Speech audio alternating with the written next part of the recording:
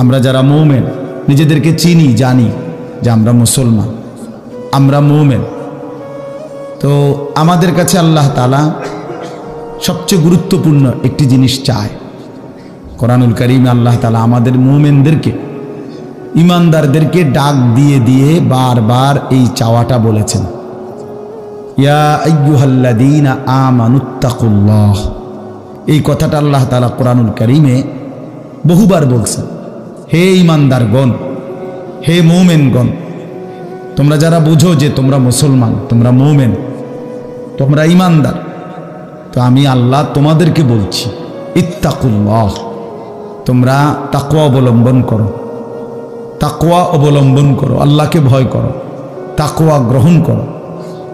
এই কথাইটা, এই তাকওয়া প্রত্যেকটা ইমানদার, প্রত্যেকটা মুসলমান, ছোট বড়, জওয়ান বুড়ো, আমাদের সমস্ত ব্যক্তিকে আল্লাহ তাআলা বলেছেন বারবার ইত্তাকুল্লাহ, আল্লাহকে ভয় করো, মানে তাকওয়া অবলম্বন করো। ছেলেরা তোমরা ভাই এই হাতে ধরা যে মোবাইলগুলো এটা নামায় ফেলো। আরে ভাইয়া আমাদের চেহারার দিকে তাকাই আসো, শুধু শুধু এই মোবাইলটা নিয়ে ব্যস্ত হওয়ার কিচ্ছু নাই বাপ। এতে এমনিতেই মোবাইলে অনেক বয়ান আছে অনর্থক, এটার দিকেই যদি পুরা তাকায়া থাকো তো তাইলে আলেমের দিকে তাকাইবা কেমন? এই জন্য দোস্ত এটা জরুরি বিষয়, এটা এতটুকু বোঝা উচিত, সবসময় মনে রাখা দরকার। সারাক্ষণ মোবাইল এটা নিয়ে ব্যস্ত থাকা, এটা আসলে একটা অসভ্যতা ছাড়া আর কিচ্ছু। এটা এত পাগল মানুষ হয় না আসলে। সামান্যতম বিবেক কাজ করা উচিত, বুদ্ধি বিবেচনা, নিজের আকল দেমাগ কাজ করা উচিত যে ভাই আমি কতক্ষণ। এক মানুষ বুঝি সারাদিন এটা নিয়ে থাকে, তাহলে আমাদেরকে আল্লাহ তাআলা কেন বানাইলেন? এই পৃথিবীতে আমরা আসলাম কেন? আমার জীবনের উদ্দেশ্যটা কি? ন্যূনতম আকল তো থাকা উচিত যে আমি আসলাম কেন, কে পাঠাইলেন আমারে, কেন পাঠাইলেন, কার কাছ থেকে আমি আসলাম, আমি যাব কোথায়। প্রতিনিয়ত মানুষগুলো যে মারা যায়, ওরা যাচ্ছে কোথায়, কি হবে তাদের? এই সামান্যতম বুদ্ধি দেমাগ একটা প্রাপ্তবয়স্ক ছেলে, তোমরা কারো বয়স 14 বছর, কারো 16 বছর, কারো 18 বছর, এ তো পরিণত বয়স, মানে পরিপক্ক বয়স। ওয়ালাম্মা বালাগা আশুদ্দা, একেবারে পূর্ণ শক্তির টাইম। কোরআন শরীফে আল্লাহ তাআলা মানুষের হায়াতকে 3টা ভাগে ভাগ করছে। একটা হলো জন্মের পরবর্তী শিশুকাল, আরেকটা হলো যৌবনকাল, আরেকটা হলো বৃদ্ধকাল। এই 3টার মধ্যে আল্লাহ তাআলা নিজেই বলছেন শিশুকাল এবং বৃদ্ধকাল দুইটাই দুর্বল, দফ, এই শব্দের অর্থ দুর্বলতার সময়। আর শুধু কেবল আল্লাহ তাআলা যৌবনকালকেই বলছেন কুওয়াতান, শক্তির সময়। শক্তি, সামর্থ্য, শৌর্য, বীর্য, এই সবটাই যৌবনকাল। এই জন্য শক্তির সময়, সামর্থ্যের সময় মেহনত করতে হয়। যৌবনকালটাই জিন্দেগির প্রধানতম সময়। ভালো কিছু করলেও এই টাইমে, নিজেরে নষ্ট করে দিলেও এই টাইম, গড়লেও এই হায়াত, এটাই সুযোগ, বরবাদ করে দিলেও এটা সুযোগ।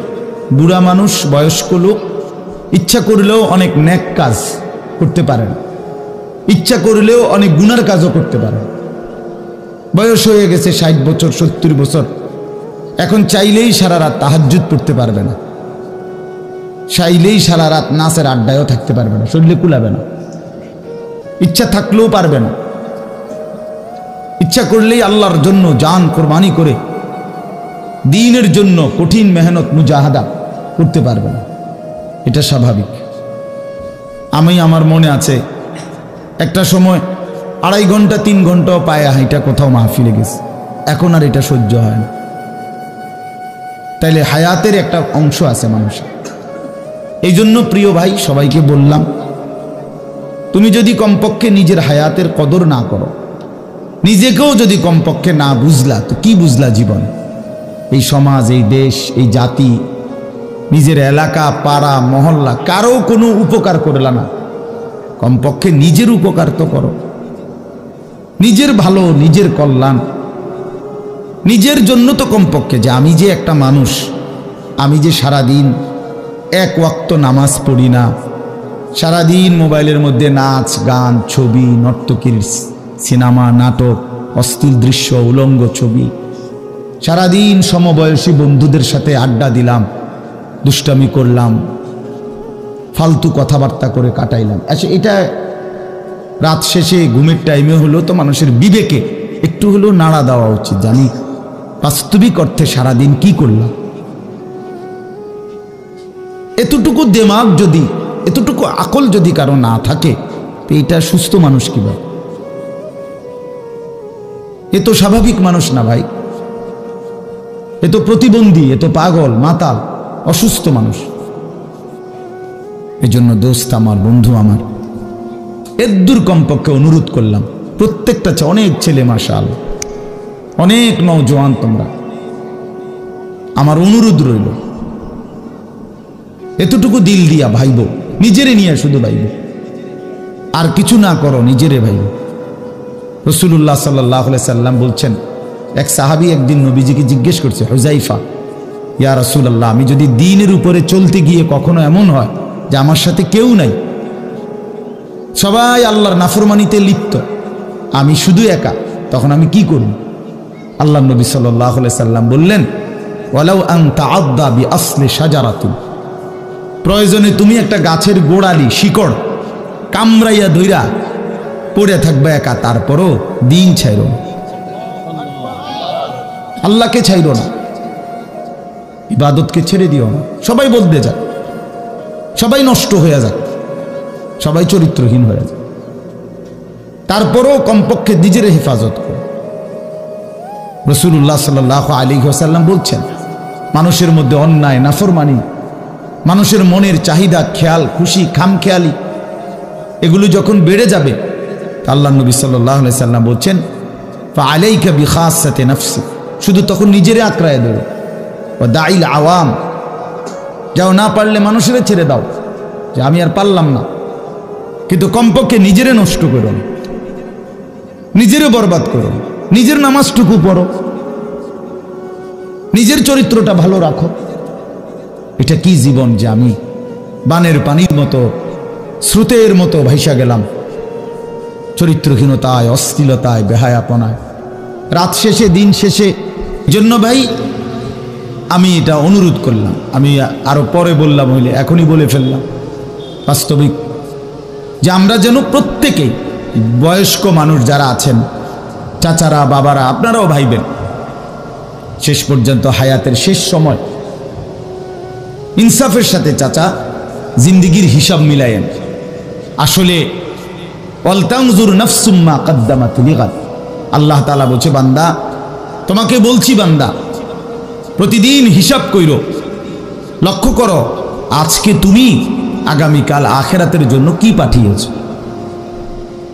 ধরে নাও আজ তোমার মৃত্যু, তো এরপরে পৃথিবী থাকলে থাকতো আর কি, আমি তো আর নাই,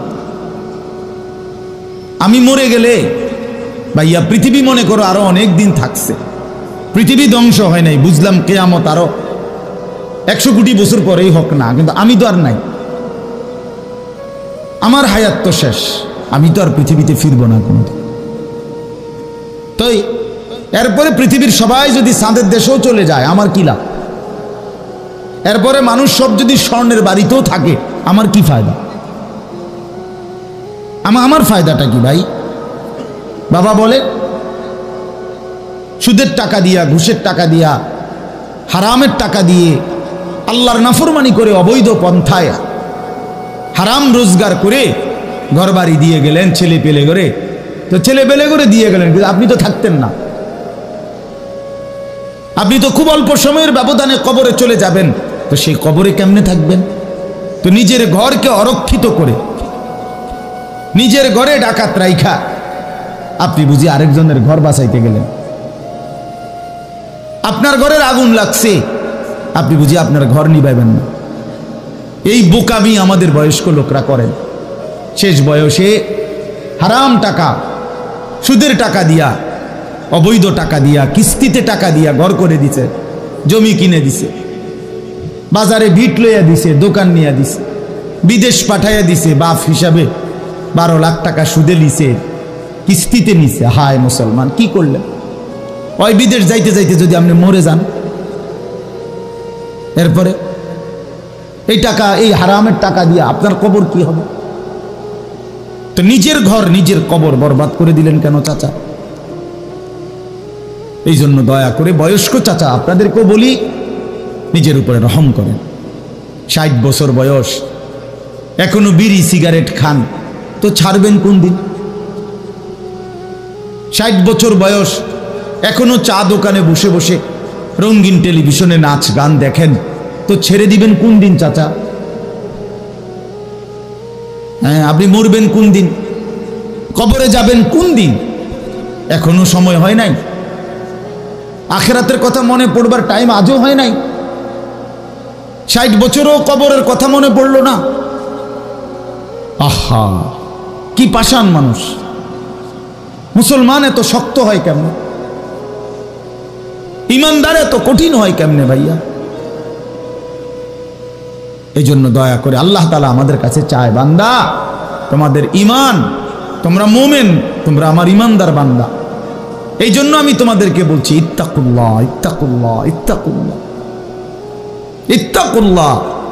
তোমাদেরকে বলছি, আপন মনে করে বলছি, তোমাদের ইমান আমি নিলাম, তোমাদের মুসলমানের পরিচয়টা আমার দেওয়া। আমি যদি মুসলমান মায়ের ঘরে জন্ম না দিতাম, তো পৃথিবীর কোনো শক্তি তোমারে ইমানদারের ঘরে জন্ম দিতে পারত না। আমি বানাইছি বান্দা। ইন্না খালাকনাল ইনসান, মানুষকে তো আমি সৃষ্টি করেছি মিন নুতফাতিন আমশাজ, স্বামী স্ত্রীর মিশ্র বীর্যের ফোঁটা থেকে আমি বানিয়েছি। তাহলে কোন ঘরে কাকে দেব, কোন দিনের মিলনে কাকে দেব, এ তো আমার ফয়সালা, আল্লাহ তাআলার ফয়সালা।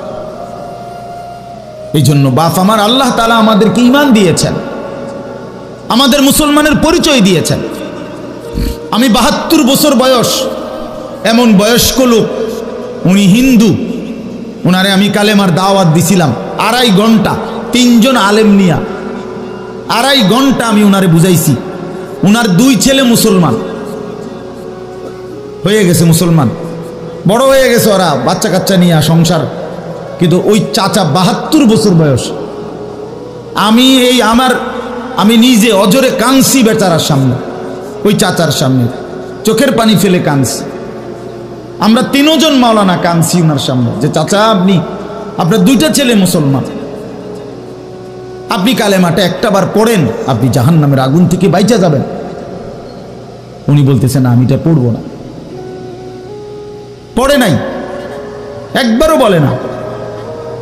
তখন আমি আমার সাথীদেরকে বললাম, দেখেন 72 বছর জীবনের চলে গেছে, এই লোকটার জবান দিয়া কোনোদিন তার মালিকের নাম উচ্চারণ হয় না। আর অথচ আমরা সেই ছোট্টবেলায় 2 বছর বয়সে মায়ের কাছ থেকে যখন কথা বলা শুরু হয়েছে আমাদের, মার মাধ্যমে, বাবার মাধ্যমে, ছোটবেলায় মক্তবের হুজুরের মাধ্যমে থেকে শুরু করে আজকে পর্যন্ত কত লক্ষবার, কত হাজারবার এই কালেমা আমরা, আল্লাহ তাআলা আমাদেরকে উচ্চারণের তৌফিক দান করছে। এই নিয়ামতের কি শুকর বাপ? আল্লাহ তাআলার এই দয়াটার শুকরিয়া কি করবেন? আল্লাহ যে আমারে মুসলমানের ঘরে জন্ম দিছে। আমি যদি কোনোদিন কালেমা না চিনতাম, আমি যদি কোনোদিন ইমানদারের ঘরে না হতাম, আমার জবান দিয়ে মৃত্যু পর্যন্ত যদি কোনোদিন কালেমা লা ইলাহা ইল্লাল্লাহ উচ্চারণ না হতো, তো আমার মৃত্যু হলে কি পরিণতি হতো? চির জাহান্নাম। পৃথিবীর সমস্ত ভালো কাজও যদি কোনো বেঈমান করে, আল্লাহর কসম হাসরের ময়দানে তার 1 কানা করি বিনিময় পাবেন। পৃথিবীর সবগুলো ভালো কাজও যদি করে, ঈমান এতটা দাম। ঈমান বিহীন, কালেমা বিহীন পৃথিবীর সমস্ত ভালো কাজ আখিরাতে কোনো মূল্য। ফালা নুকিমু লাহুম ইয়াউমাল কিয়ামাতি ওয়াজনা। কোরআন শরীফে আছে, আল্লাহ তাআলা বলেন, সমস্ত কাফের বেঈমান আমি আল্লাহ তাআলা হাসরের দিন, কিয়ামতের দিন তাদের জিন্দেগীর সমস্ত কর্মকাণ্ড মিজানের পাল্লায় যখন রাখা হবে, ফালা নুকিমু লাহুম ইয়াউমাল কিয়ামাতি ওয়াজনা, তখন আমি আল্লাহ তাআলা তার কোনো ওজন মিজানের পাল্লার মধ্যে আসবে না, 100 গ্রামও হবে না, 10 গ্রামও হবে না। মানে ঈমানবিহীন কোনো আমলের, কোনো কর্মকাণ্ডের, কোনো ভালো মন্দ, কোনো কাজের, ভালো কাজের বিনিময় নাই। আল্লাহ তাআলা আমাদেরকে ঈমান দিয়েছেন, আল্লাহ তাআলা আমাদেরকে মুসলমান পরিচয় দিয়েছেন। জন্ম থেকে, ছোট্ট থেকেই আমরা প্রত্যেকেই বলতেছি আমি মুসলমান, আমি মুমিন। এটা অনেক বড় সৌভাগ্যবাস, অনেক বড় ইহসান ও করম, মালিকের অনেক বড় দয়া, অনেক বড় দয়া। এখন আমরা যেহেতু এটা আমরা জানি, মানি, আচ্ছা মনে করেন এখানে এইখান থেকে যত মানুষ এখানে, ছেলে, ছোট বড় ছেলেরা, আমি বাবারা, আমাদেরকে যদি কালেমা বলতে বলে, আমরা কি সবাই বলতে রাজি হব না? কথা বলেন না কেন? আমাদের কারো কোনো সংকোচ আছে? মানে মুসলমান যে আমি পরিচয়, এইটা নিয়ে কারো কোনো লজ্জিত অনুভূতি আছে? তাই আমরা তো খুব খুশি, আমাদের তো এটা নিয়ে তৃপ্তি আছে। প্রত্যেকেই নিজেকে মুসলমান পরিচয় দিয়া আমি তো লজ্জিত না, আমি তো ব্যথিত না। তাইলে যেই পরিচয় আমার ইজ্জত, সম্মান, যেটা আল্লাহ আমারে দিয়েছেন, তো সেই আল্লাহ আমার কাছে চাচ্ছেন ইত্তাকুল্লাহ, আল্লাহকে ভয় করো, তাকওয়া অবলম্বন করো, তাকওয়া অবলম্বন করো, তাকওয়া অবলম্বন করো। মুমিন আর কেউ আমারে না মানুক, তুমি আমার কথাটা মানো। তুমি না মুসলমান, তুমি না ইমানদার। ছেলেরা তোমাদেরকে বলি ভাই, ওই দেখো ওই অপদার্থগুলো শুনলো না কথাটা, মোবাইলটারে আলগি দিয়া ধরে রাখছে, বুঝেন নাই কথাটা? হ্যাঁ, আরো বললো কিছু মানুষ গাফেল থেকেই যায়, ওনাদের হিসাব হইল যে হাসরের ময়দানের হিসাব হবে মোবাইল দিয়া। মোবাইলে যদি জমা থাকে তাইলে কবরের আযাব মাপ, আর মোবাইলে যদি না পাওয়া যায় তাইলে কবরে আযাব হবে। এই হলো এখনকার হিসাব। এই জন্য যা দেখি, যা যখন যেটা সামনে পাই, আজকে আমাদের মাথায় ঢুকায় দিছে, যেটা পাও এইটারে মোবাইলে ধরে রাখবা, মোবাইলে উড়াইবা। কারণ হাসরের ময়দানে প্রত্যেক ফেরেশতা প্রত্যেকের শুধু মোবাইলটা জমা নিব, এবারে মোবাইলটা কম্পিউটারে চেক দিয়া ব্যস্ত দুজন। এই না হিসাবটা? কি মনে করেন? আজ আমরা এটা মনে করে নিছি, এটা মনে করিনি। মোবাইলে 1 লক্ষ ওয়াজ আছে, তো কি হইল? মোবাইল আপনার 100 হুজুরের লগে আপনার একটা ছবি আছে, তো এরপরে কবরের আযাব মাফ। কথা বলেন না? হাসরের ময়দানের বিচার আচার মাফ, তো কি হলো? কি হলো ভাইয়া? আল্লাহ আমাদেরকে বুঝ দান করেন।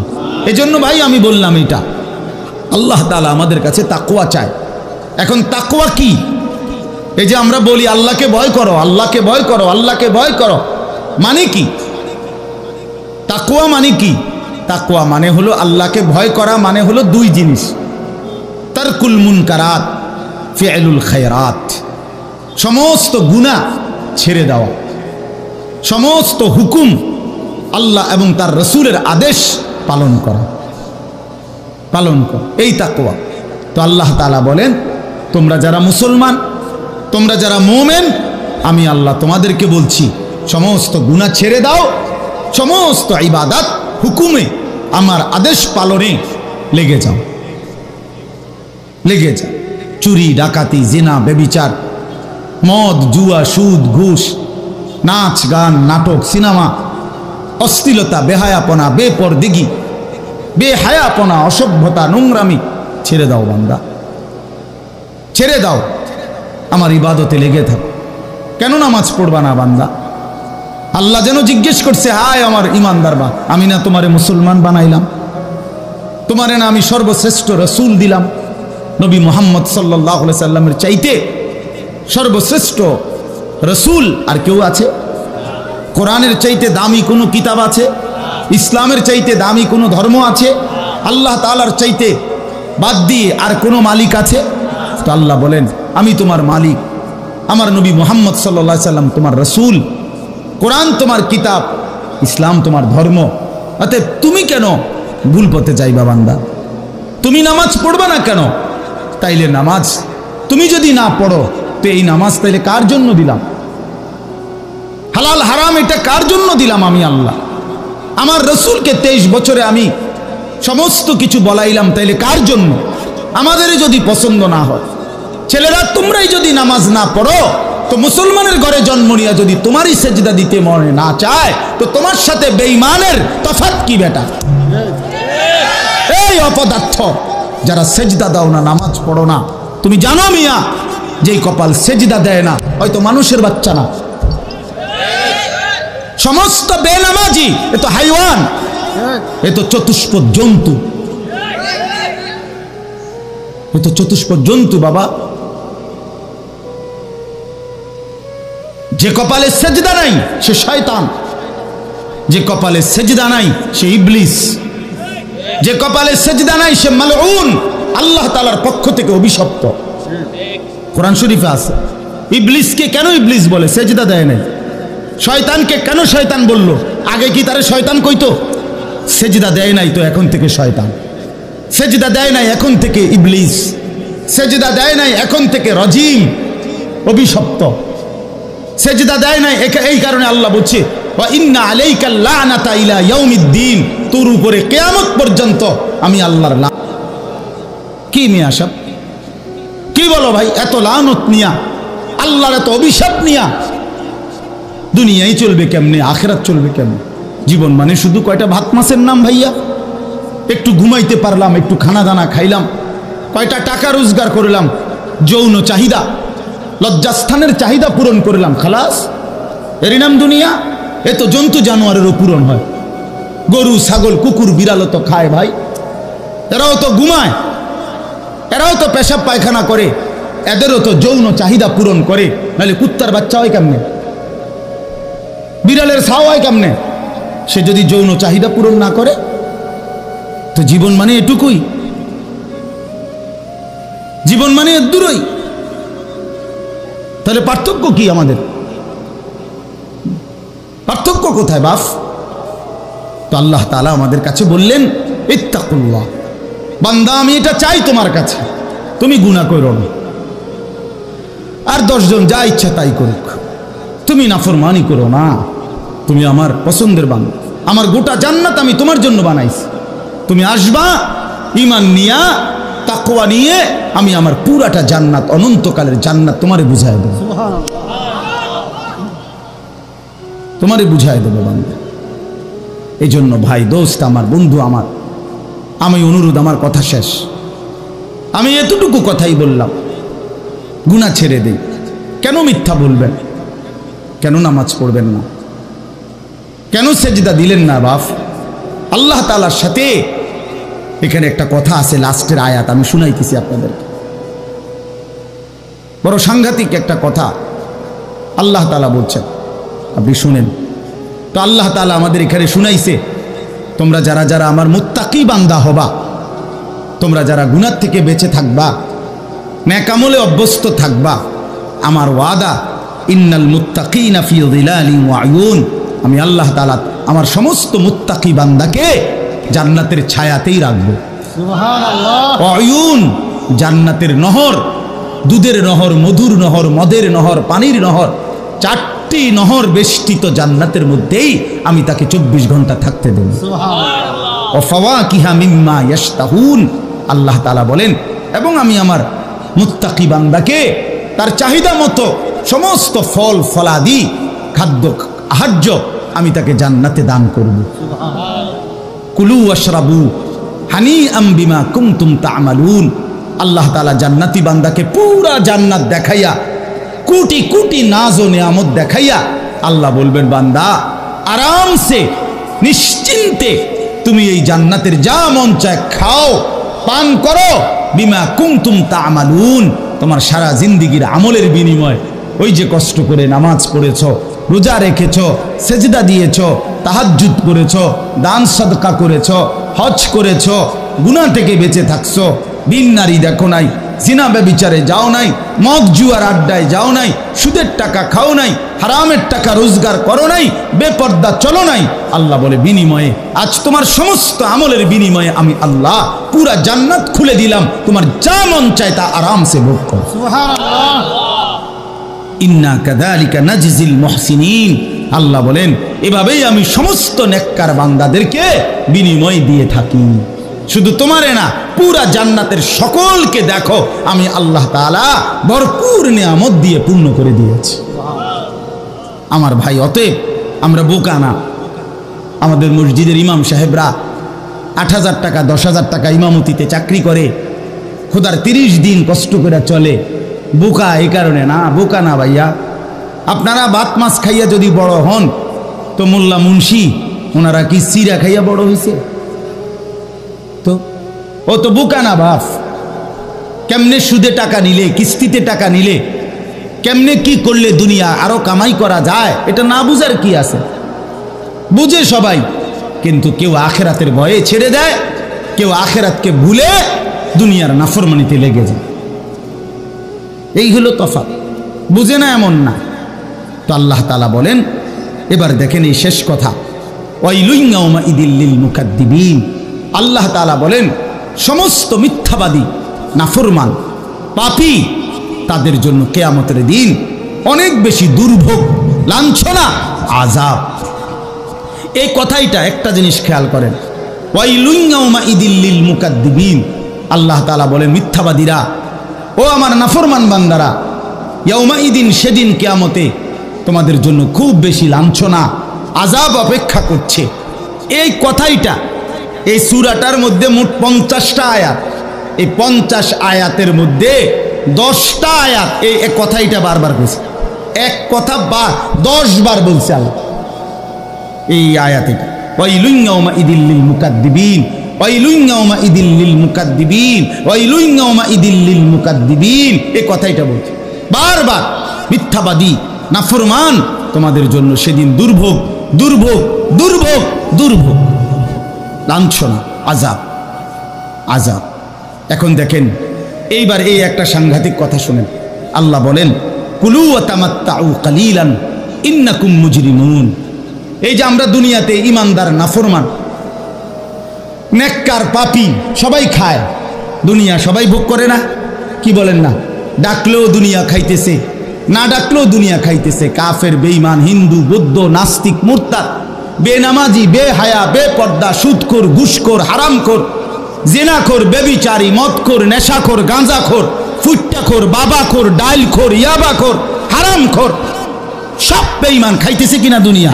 তো আল্লাহ তাআলা বলে কুলু ওয়া তামাত্তাউ কালিলান, এই নাফরমান, কিছু সময়ের জন্য দুনিয়ার মধ্যে খা, ভোগ কর, ইন্নাকুম মুজরিমুন। কিন্তু মনে রাখিস তুই কিন্তু নাফরমান, তুই কিন্তু পাপী, আমি কিন্তু তোরে ছাড়বো না। কবরের প্রথম রাত থেকে হাসরের ময়দানে আমি দেখবি তুই বান্দা আমি কত কঠিন, কত কঠোর, তোরে আমি দেখাবো। ভাত খাইতে লইছে, খাও। ভাত খাইতে লইছ, খাও বান্দা। এখানে আটকামু না, এখানে আমি জানোয়াররাও আটকাই না, আমি জন্তু জানোয়াররাও খাইতে দেই, তোরে দিতাম না কেন বেটা? খা বেটা। কিন্তু ইন্নাকুম মুজরিমুন, মনে রাখো 7টা বাজে নাস্তা করতে বসছো, আল্লাহ যেন ডাক দিয়ে বলে বেঈমান খা, ঠিক আছে নাস্তা, কিন্তু মনে রাখিস ফজরের নামাজ পড়স নাই, আমি হিসাব রাখছি। রাত 10টা বাজে খাইতে বসছ বেঈমান, ঠিক আছে খা, কিন্তু মনে রাখিস এশার নামাজ পড়ো নাই। ঘর করলা, ফার্নিচার বানাইলা, ঠিক আছে থাকো, তো মনে রাখো এগুলো সুদের টাকা, এগুলা কাস্টমারের ঠকাইয়া, মিথ্যা বইলা, ওজনে কম দিয়া, ওই টাকা আমি জানি, আমি বান্দা দেখব। ওয়াইলুন ইয়াউমাইযিল লিল মুকাদ্দিবিন। আবার বলতেছে আল্লাহ, মিথ্যাবাদী, নাফরমান, তোমাদের জন্য বড় বেশি দুর্ভোগ, লাঞ্ছনা, আযাব তোমাদের জন্য, আযাব। এই জন্য আল্লাহ তাআলা বলছেন এটা। এরপরে আবার বলে দেখেন, ওয়া ইযা কিলা লাহুমুর কাউ লা ইয়ারকাউন। এই ছেলেরা তোমরা সবাই শোনো, আল্লাহ তাআলা আবারও বলতেছে সমস্ত মিথ্যাবাদী, নাফরমান, তোমাদের জন্য হাসরের ময়দানে কেন লাঞ্ছনা হবে? এর প্রধান কারণ ওয়া ইযা কিলা লাহুমুর কাউ লা ইয়ারকাউন, যখনই বলা হতো নামাজ পড়তে, যখনই বলা হতো রুকু করতে, যখনই বলা হতো সেজদা দিতে, লা ইয়ারকাউন, আল্লাহ তাআলা বলেন সে রুকু করে না, সেজদা দেয় না, নামাজ পড়ে না। নামাজ পড়ে না। আল্লাহ বলেন আমি এতবার বললাম, একটা দিনে 5 বার মসজিদে আজান হলো। একটা মহল্লায় শুধু একটা মসজিদ না, এক এক ওয়াক্তে এক একজনের কানে কমপক্ষে 10টা মসজিদ থেকে আজানের আওয়াজ আসে, ঠিক কিনা বলেন? কি রে বান্দা, এত শক্ত হইলি কেমনে বান্দা? আমার এত বড় আসমান ও জমিন দিয়া, এত বড় কায়নাত দিয়ে বান্দা আমি তোকে লালন পালন করলাম, বিনিময়ে তুমি একটা সেজদাও দিলা না।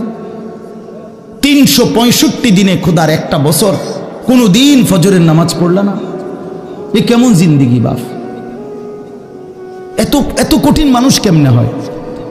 এত পাষাণ মুসলমান কেমনে হয় বাপ? বলেন। আল্লাহ তাআলা বলছেন ওয়াইদা কিলা লাহুমুর কাউ লা ইয়ারকাউন, নাফরমান মনে রাখিস, বারবার তোকে নামাজের কথা বলা হয়েছিল, তুমি পড়ো নাই, আমি কিন্তু ছাড়বো না। খাইতে দিছি খাইতে আমি কাফেরও দেই, দুনিয়া তো আমি বেঈমানকেও দেই, দুনিয়া আমি কুকুর বিড়ালকেও দেই, দুনিয়া তো আমি শুকরকেও খাইতে দেই। আমরা এক মানুষ যা খাই, জন্তু জানোয়ার তার চাইতে বেশি দুনিয়া খায়, ঠিক না? হ্যাঁ, বইয়ে আছে, গবেষকদের কথা হলো একটা হাতি একদিনে 250 কেজি খাবার খায়, 90 লিটার পানি পান করে। আপনি পারবেন? একটা তিমি এক বেলা 270 সামর্থ্য যুবক এক বেলা যা খায় সেই সমপরিমাণ একটা তিমি এক বেলা তা খায়। তো দুনিয়া তারা বেশি ভোগ করে না? কথা বলেন। তাহলে ভাইয়া দুনিয়া খুব বেশি আমরা ভোগ করি না।